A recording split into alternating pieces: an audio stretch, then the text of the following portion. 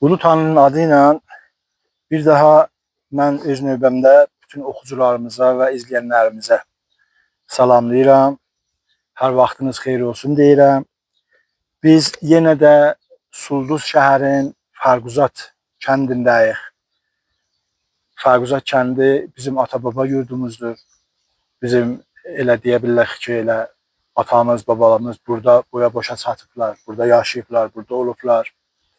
Biz bu Fərquzat kəndində Ustad Məhərrəm Pərizad cənablarının xidmətindəyik. Bunların bağlarının əlbəttə bağlarındayıq. Fərquzatın bir qarağac məntəqəsi var. Bağları da bu qarağac məntəqəsindədir. Biz burada Ustad Məhərrəm Pərizad cənablarının huzurundayıq. İnşallah bugünkü videomuzda da bir başqa söhbətlərimiz olacaqdır. Mən hər şeydən qabaq Ustad, sizin bir kitabınız çıxmışdı, Qarapapaq folkloru barəsində çox dəyərli və çox önəmli bir kitabdır. Hamıya mən özüm tövsiyə edirəm ki, bu kitabı oxusunlar və faydalansınlar. Mən bu kitaba girişindən qabaq sizə bir sual verirəm. Siz də keçən videomuzda işarə eləmişdiniz ki, sizin özünüz də elə bu Fərquzat kəndində anadan olubsuz, burada boya-başa çatıbsınız. Keçən videolarımızda bütün ətraflı sizin uşaqlıq xatirələriniz, dövranınız hamısı videolarımızda gəlmişdi. Buna görə ki, bizim bəzi ola bilər oxucularımız da görməyiblər onu.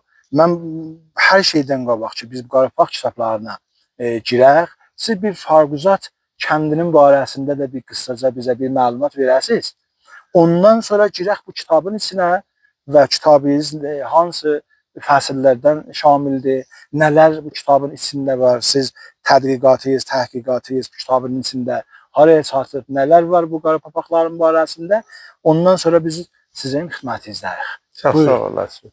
Cənab Təbrizli, ay doktor Mehran Təbriz cənabları, çox xoş gəlibsiniz.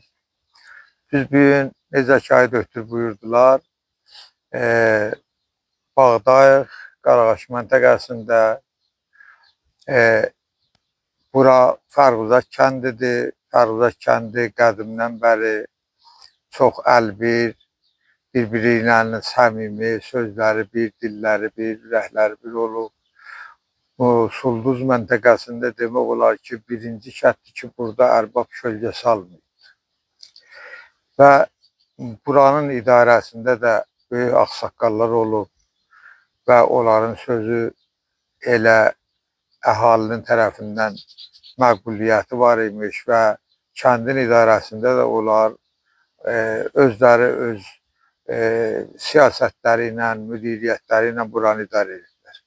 Bura indi böyük bir kənd olub, Nağadeyin şərqində 10 kilometr, 11 kilometr fasilədə yerləşir. Əhalisi təqribən indi %80-dan çoxu savadlıdır. Burada bizim böyük ali təhsilli insanlarımız var. Tamam ali mərahildə çalışırlar. Həm dövlət adamı kimi, həm özləri müəllim, danışqa ustadı, ayrı bir sahələrdə çalışırlar. Və buranın təqribən indiki cəmaətinin 300 evliyə yaxın olur və keçinəcəkləri maldarlıqdan, əkinçilikdən, bağdarlıqdan və bir tədad da təhsilat, yeni təhsil almışlar, hamısı şəhərə köçüblər. Mən özüm də buralıyam, mən bir yoxsul ailədə anadan olmuşam, 3 nəfər dədə-nənə mən baham keçinmişim. Onlar bəsavad olsalar da məni danışqaha da oxudublar. Mən bu şərtdə ibtidai məktəbi qutaranda buranın 6 klasslıq savadları 6 nəfərə çatdı. Yəni mən 5-ci nəfər oldum. Birinci nəfərəm Dəbiristana, buradan mən geçmişəm. Birinci diplomalanam burada, birinci lisans danışqah qutaran mənəm və birinci lisans dəbir də mən olmuşam. Hətta da demək olar ki, birinci əfsər vəzifə də mən olmuşam. Bunların hamısı mənim çalışmağımdan olmuyor. Bəlkə mənim o zəhmətkeş dədənəmin məhəbbətinin sayəsində olur. Əlbəttə, İndi Allah çok şükür ki buranın təhsil kəndəsi çoxdur və bizim kəndimizdə hər yanda, hər babətdən az deyilir.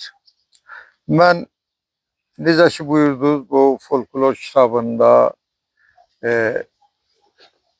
Qarabağ folklorunda təqribən bu kitabı mən 1346-da Danışgah Təbrizə varid olandan bunu yığmışam. Əlbəttə qalan çap olmamış çoxdur arşivimdə. Bəli, bu miqdar ki, burada gəlib bir kitab olubdur, bu külliyyatdır. Qarabağ folklorunun ümumiyyətlə külliyatı ya bir müqəddəmədir folklora. Orada bir neçə mövzud var. Mən Qarabağların tarixinə müxtəsər işarə eləmişəm. Orada bir Qarabağlar hər zaman yallı ilə məşhur olublar, yallı rəqsi ilə. O yallı rəqsinin qanun qaydaları vardı, onları mən burada gətirmişəm ki, bir ayran islahı var yallılarda ki, o birinci növbəti olaraq mən onu gətirmişəm və qələm alan mən olmuşam. Bir də ki, bunların keçmişləri çox fırtınalı olub, çətin çeşə-çeşdə olublar, qaça-qaçda olublar. Odur ki, bunların içində də bir bayatılar yaranıbdır. Ya o bayatıları özləri yaradıblar, ya da ki, Azərbaycanın hər nöqtəsində işlədilən o qarabağları, bayatıları öz dərdləri ilə uyğun görüb onları təkrarlayıblar. Onları da mən gətirmişəm. Mən əgər icazə buyursanız, əvvəl növbədə mən Qarabağların tarixinə bir müxtəsər işarə edeyim. Sonra gələk o birisilərə, gəl lazım olsa. Sulluz Qarabağları kimlərdir? İran Azərbaycanı Urmu gölünün batı güneyində mərkəzi Nəğədə şəhəri olan Sulduz bölgəsində yerləşən Qarabağlar İran-Rus müharibəsi başlanınca Azərbaycan Cumhuriyetinin müxtəlif bölgələrində, Gürcüstanın Borçalı mahalında, habelə Türkiyə Cumhuriyetinin Qars bölgəsində yaşamışlar. Türkmənçay müahidəsindən ki, o 1828 miladi 1243 qəməridə bağlanıbdır. Qarabağlar Nəğəbəy Bozsalının rəhbərliyi altında İrana köçmək qəsdi ilə hərəkət edirlər. Araz çayı kənarında dayanırlar. Arazın daşqın olduğuna görə özlərini suya vuran və üzgəç bilməyənlərin, o cümlədən qocalar, qadınlar və uşaqların və heyvanların arazdan keçməsində çətinliklərə düşürlər. Arxada Rus qoşununun baskını, yaralıların, uşaqların və heyvanların arazdan keçməsində çətinlik yaranır. Arxada Rus qoşununun baskını, yaralıların, qocaların və körpələrin vəz halini seyr edən və tanınmaz bir müğənni şair o nigaranlığı bir bayatı ilə həzin səslə oxuyub belə deyir. Arazın daşqına bax, Urusun məşqinə bax, oxuram dərdəlindən, deyirlər eşqinə bax. Əlbəttə, bir günə qədər bu şair bəlli olmayıbdır. Bəli, sonralıqda mən ərz eləyəcəyəm ki, ehtimal verilir ki, bu şair Dizəli Səlman olsun. Ağsaqqalların məşvərəti ilə Qars mahalında öz soydaşlarına, qohumlarına qoşulmağı məsləhətli gördükdə Türkiyəyə çöküb Qars bölgəsində yerləşirlər. Abbas Mirzənin göstərişi və təklifi ilə Türkiyədən qopub İran Azərbaycanına köçürlər.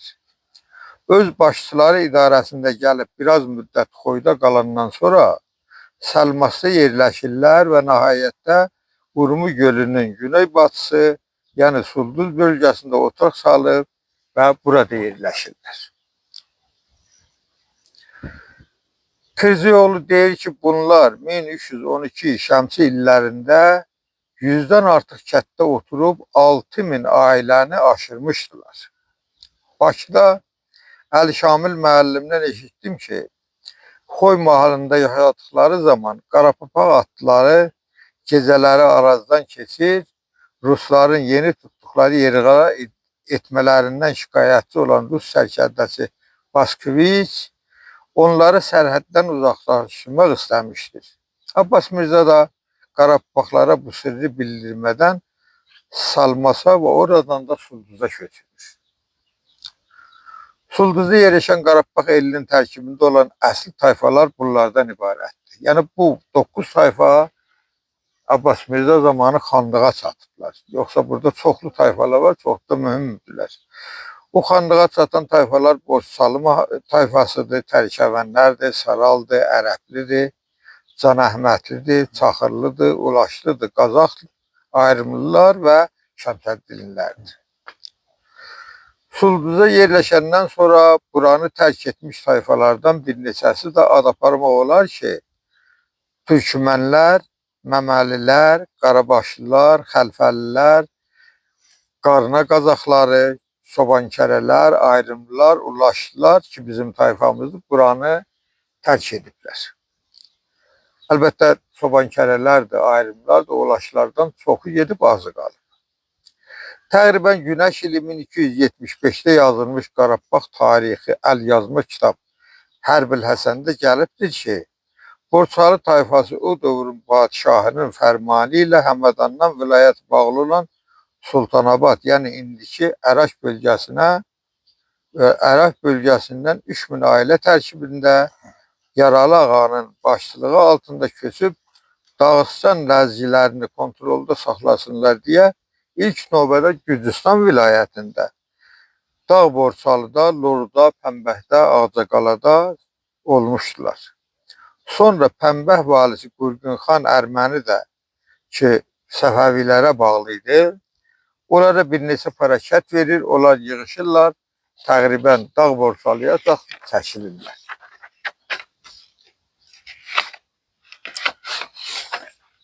Qarabağlar başlarındakı quzu dərisindən tikilmiş qara böhlərə görə onlara Qarapapaq deyiblər. Əlbəttə, bunlar Qarapapaq kəlməsindən öncə Qaraqalpaq, Qaraböhlülər, Çernyokoluboki ki, Ruslar deyiblər, bu adlarla tanınırmışlar. Kızıoğlu deyir ki, 869-cu illərdə Volqa çayının kənarında, Volqa boylarında Qaradəniz quzeyinə köçən peçenək türklərinin doğudan gəlmə qoman qıpçaqların baskısı ilə üzü Dnipr çayının batısına keçmişdilər. Sonradan barışıb, birləşib, anlaşan bu iki qardaş oruq 1103-də Kiyev Ruslarına qarşı savaşmışdılar. 1146-da Kiyev kronikini bu türklər, Qaraböhlər anlamında Rusca Korniyoboluki deyə adlanırlar. Yəni bunlar orada 1146-da Qaraböhlər və Çernyokoluboki adında adlanıblar. Hətta Şəmsəddin Dimeşqinin yazılarında görə deyir ki, bu Qıpçaq boylarından ikisinin adı Qaraböhlü və Borçoğlu adlanırlar. Portuqallı Sərhəng Qaspar Dorovil 3 il Qacar Şahı Fətəli Şahın sarayında olmuşdu. O yazır ki, dövlətlilər kişili qadınlı soyuq fəslində Həştərxandan gələn postum paltar geyirlər. Bu onu yetirir ki, Qaraqalpaqlar Volqa çayının ətəyində, ətrafında, Həştərxanda bunlar orada dərisilik edirmişlər. Ki, dəridən pustun düzəldirmişlər, çəkmə düzəldirmişlər və yaxa xəz filan behman bunları Urfada satılmışlar. O zamanlar, yəni Qacar dövrü də həmən pustunduzluq Həştərxanda rəvacı var imiş. Yəni onlarda Qarabağlardan qalanlar bir tədad orada pustunduzluq edirmişlər. İndilikdə Qarabağlarla ümumən Sulduzdan əlavə Xoyda, Səlmasda, Ərəkdə, Fərsi alətində, Talişdə, Qaraqalpaqistanda, Qazaxıstanda, Qırğızistanda, Üzbəkistanda, Ermənistanda, Tataristanda, Azərbaycan Cumhuriyetində, Gürcüstanın Borçalı mahanında, Əfqanistanda, Türkiyədə və s. yerlərdə yaşayırlar. Bunlar siyasi tarixi çəkişmələrə görə parçalansalar da, ayrı qovumlarla qarışıb ərimədən bu günə qədər milli varlıqlarını qoruyub saxlamaqlardırlar. Qarabağlar keçmişdə yaxşı at minən imişlər. Qoçaq, qoxmaz, əlbir və eyni halda çox mərdana, əl açıq və qonaqsevər imişlər. İndilikdə də Sulduz Qarabağlarında bu əxlaqi səciyyəvələr qorunub saxlanır. Bunlar bir dövr dolanıb gəzəndən sonra, əlbəttə bunlar Borçalılar Həmədandan köçəndən sonra orada bir neçə tayfa ilə birləşirlər. Bir ittihadiyə qoyurlar. Onlar ümumiyyətlə Qaraböhlülər tanırlar. Yəni bunlar oraya gedəndə o Qaraböhlülər il orada vardı. Borçalılar orada vardı. Bunlar Borçalıdırlar. Onlar Borçalıdırlar. Bəli, qarışıblar. Bura gələnlər orada dövlət ordusuna qarışanlardılar. Yoxsa çoxlu orada yerli əhali var. Yerində, köşəndə, bağdanda çalışır. Bunlar döyüşlənlərdirlər buraya gələnlər. Sulduz Qarabağlar tarixi çəkişmələrə görə şəhid olmuş əzizlərindən 11 məzarlıq arxada buraxmış möhtəşəm və yenilməz bir eldir. Bu məzarlıqlar Dağıstanda, İrəvanda, oradan Qarsa qədər Çar Rusiyanın qoşunu ilə vuruşduqları zaman hərbi meydanlarda, Həştərxanda, Hərətdə, İstirabadda, Kirmanda və nəhayətdə Sulduzdadır. Bu el çevrə təhdidlərdən Sulduzda da rahat qalmayıblar. Necə ki deyir, yerimiz oldu Sulduz, gecəmiz oldu gündüz, 99 dərdimə bir art da oldu 100. Yəni bu 100 il Qafqazda siyasi, hərbi çəkişmələrə, savaşlara qatılan və icbari mühacirətə uğramış Qarabağlar nəhayətdə Sulduz bölgəsində yerləşib məskunlaşdılar. Yenə basqınlardan amanda qalmayıb dincələ bilmədilər. Gündüzləri xan sistəminə qatılaşarkən bölgənin abadlaşdırmasında çalışdılar və gecələri də el ulusun keşiyində yatararaq qaldılar. Və odur ki, deyir, gecəmiz gündüz oldu, gündüzümüz də gecə.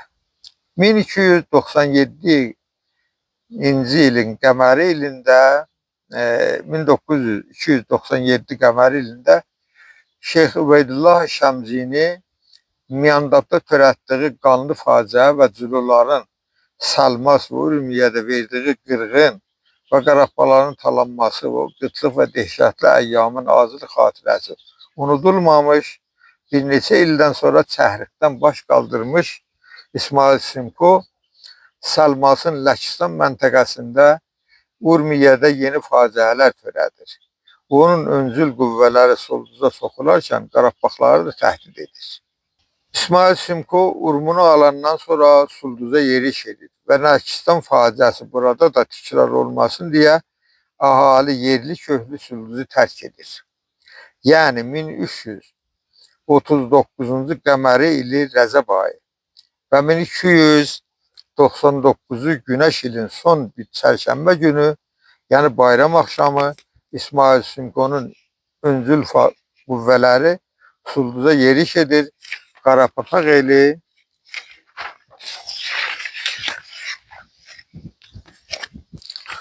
bəli, bu yerişin qabağında dayana bilmir. Və o günün sabahı, yəni il bayramının axşamı və onun sabahı il bayramının günü yerli köklü Sulduzu tərk edir və Miyandab, Məlikkəndi, Binab, Mərağa, Həştərov, Sayınqala, hətta Zəncana da səpələnir. 3 ildən sonra, yəni 1303-də qaşqın düşmüş el Sulduza dönür və talanmış, çöllənmiş kəndlərini və evlərini yenidən abadlaşdırırlar. Əlbəttə bu o zamana düşür ki, birinci Pəhləvi məntəqəyə hakim olur. Mən orta məktəbdə və 2-ci klassda oxuduğum, yəni 1339-40-cı ildə Fəruzat kəndində yaşamış Əmir Əmri adlı bir yaşlıdan eşitdim ki, deyirdi, İsmail Ağa qaçaqasında və yeniyetmə çağlarındaydım. Biz bayram günü səhərin ala qaranlığında və yazı bir havada evimizi tərk edərkən yola çıxdıq. Bəhramın qədinə çatınca orada dayanmış cəmaət arkada qalanları gözləməkdə idi. Biz orada çatanda günəş doğmuşdu və hava biraz yumuşalmışdı. Mən bir gəlini gördüm, ölmüşdü, qarın üstə uzatmışdılar. Hər uşaq onun döşünə əmirdi. Və bir nəfər də cəmaətdən aralıda Kadar çayının kənarında dayanıb bir həslətli havanı oxuyurdu. O bir dənə təqribən beşlik qoşmadır. Munta mən onların fəqət üst bəndini gətirmişəm. O bu şeirləri oxuyurdu. Özü də o oxuyan idi. Bu şeirləri hərdən zəmzəm eləyirdi. Çünki o faciəli gündən xatirəsi vardı. Bunu oxuyub doluxurdu. Deyib qobuları qaşqa toyuq oynağı, çəməlləri qutan anqud oylağı, kəhlilərə coşsun axan bulağı, süsənlidir qanaları sulduzun, miskillidir sonaları sulduzun. Bu elin şəfaət tarixində iki tanınmaz müğənninin iki dənə şeiri indi də o müğənnilərin dilinin əzbəridir. Munta onlar heç biri tanımayıb, gəlsə Ayı Rəzəvi yazıbdır ki, bu Heydər adlı bir xanəndədir. Vəli ondan heç məlumət verməyib. Vəli Sulduzun ilkin aşıq şairlərindən Salmanın adı gəlir. O həm şair imiş, həm də aşıq imiş, dizədə olarmış. Burada iki dənə miskilli şeir var. Biri ki əvvəldə oxudum. Arazın daşqına bax, urusun məşqinə bax, oxuram dərd əlindən deyirlər eşqinə bax. Bunu Qarabağlar Qafqazdan İrana köçür, yəni Arazdan keçəndə, Xoya keçəndə bunu oxuyublar. Çünki keçə bilməyiblər, gəliblər Qarsa, Türkiyədən belə gəliblər Sulduza. Biri də ki buradan qaçanda, İsmail Ağa qaçanda oxuyublar. Qobuları qaşqa toyuq oynağı, çəmənləri qutan anqud ovulağı, şəhlilərə coşun axar bulağı, süsənlidir qanaları sulduzun, miskillidir sonaları sulduzun. Bəli. Bura təqribən Qarabağların tarixinin xülasəsidir. Mən hələ bir miqdarından da keçdim. Və indilikdə Qarabağlar burada o taydan gələnlərdən əlavə bura çoxlu tayfalar qarışıblar. Elə bunlar qız verib, qız alıblar, burada sakinləşiblər, burada məskən salıblar. Bütün Qarabağlar qədim tayfa tərkibi olublar, tayfa ittihadiyyəsi olublar. İndi də burada yaşayan türklər Qarabağ olublar.